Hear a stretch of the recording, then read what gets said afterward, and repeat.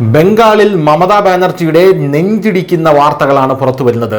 ബംഗാളിൽ SIR വഴി തിരഞ്ഞെടുപ്പിന് മുമ്പ് 90 ലക്ഷം പേർ പുറത്തായിട്ടുണ്ട് എന്നിപ്പോൾ കൃത്യമായി അറിയിക്കുകയാണ് തിരഞ്ഞെടുപ്പ് കമ്മീഷൻ. ഈ കണക്കുകൾ ഇപ്പോൾ പുറത്തുവിട്ടിരിക്കുകയാണ്. എന്തായാലും പശ്ചിമ ബംഗാളിൽ SIR വോട്ടർ പട്ടിക ഡാറ്റ പുനഃക്രമീകരിച്ച് പുറത്തുവിട്ടപ്പോഴാണ് അതിൽ ഈ റിപ്പോർട്ടുള്ളത്. പശ്ചിമ ബംഗാൾ നിയമസഭാ തിരഞ്ഞെടുപ്പിന് മുന്നോടിയായി SIR പ്രകാരം വോട്ടർമാരുടെ പേരുകൾ ഇല്ലാതാക്കിയതുമായി ബന്ധപ്പെട്ട് ഇതിനകം തന്നെ തർക്കം നിലനിൽക്കുന്നുണ്ടെങ്കിലും 60 ലക്ഷം വോട്ടർമാരുടെ പേരുകൾ ഇപ്പോഴും പരിഗണനയിലാണെന്ന് കാണിക്കുന്ന ഡാറ്റ പുറത്തു വന്നിട്ടുണ്ട്. സ്പെഷ്യൽ ഇന്റൻസീവ് റിവിഷനിൽ പരിഗണനയുള്ള 60 ലക്ഷം വോട്ടർമാരുടെ പേരുകളുടെ ഡാറ്റ തിരഞ്ഞെടുപ്പ് കമ്മീഷൻ ഇന്ന് പുറത്തുവിട്ടു. എന്തായാലും പേര് ചേർക്കൽ, ഇല്ലാതാക്കൽ എന്നിവയെക്കുറിച്ചുള്ള ജില്ലാ തിരഞ്ഞെടുപ്പ് വിവരങ്ങൾ തിരഞ്ഞെടുപ്പ് കമ്മീഷൻ ആദ്യമായി പങ്കിട്ടു. കമ്മീഷന്റെ കണക്കനുസരിച്ച് ബംഗാളിൽ ഇതുവരെ SIR പ്രക്രിയയ്ക്ക് കീഴിൽ 90.66 ലക്ഷം വോട്ടർമാർ ഇല്ലാതായിട്ടുണ്ട്.